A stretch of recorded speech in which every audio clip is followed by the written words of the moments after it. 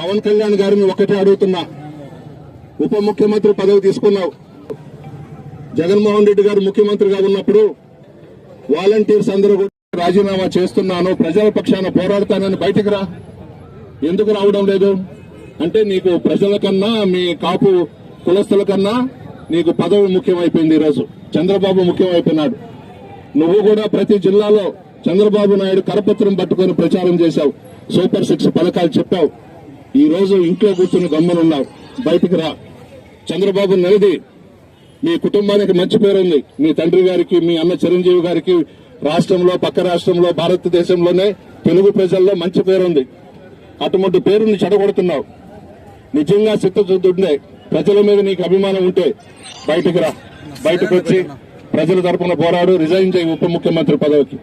ఒక్కటిగాను ఒక్క పథకమైనా ఇచ్చారా ఈ 6 సూపర్ 6లో? ప్రజలను మభ్యపెట్టి, ప్రజలను ఇబ్బందులు పెట్టి